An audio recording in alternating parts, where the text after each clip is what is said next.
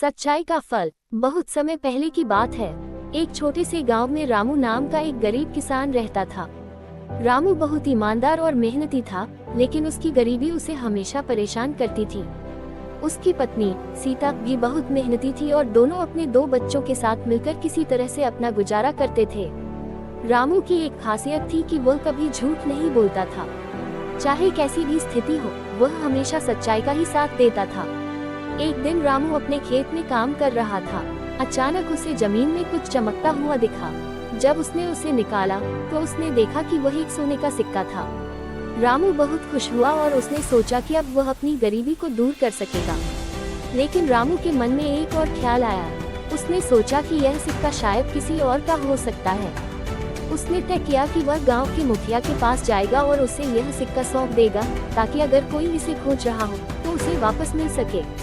रामू सिक्का लेकर मुखिया के पास गया और पूरी बात बताई। मुखिया ने रामू की ईमानदारी की तारीफ की और कहा कि वह इस सिक्के को 3 महीने तक अपने पास रखेगा। अगर 3 महीने के अंदर कोई इसे खोजने नहीं आया तो वह सिक्का रामू को दे देगा। 3 महीने बीत गए, लेकिन कोई भी उस सिक्के को खोजने नहीं आया। मुखिया ने रामू को बुलाया और उसे सोने का सिक्का सौंप दिया। रामू बहुत खुश हुआ और उसने अपने परिवार के साथ मिलकर उस सिक्के का सही उपयोग करने का निर्णय लिया।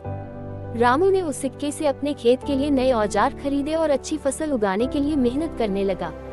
धीरे धीरे उसकी मेहनत रंग लाए और उसकी फसलें बेहतर होने लगी। उसकी आमदनी बढ़ने लगी और वह अपनी गरीबी से बाहर निकल आया। गांव के लोग रामू की ईमानदारी और मेहनत की तारीफ करने लगे।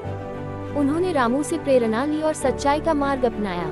रामू की ईमानदारी और मेहनत ने न केवल उसे बल्कि पूरे गांव को एक नया रास्ता दिखाया। इस कहानी से हमें ये सीख मिलती है कि सच्चाई का फल हमेशा मीठा होता है।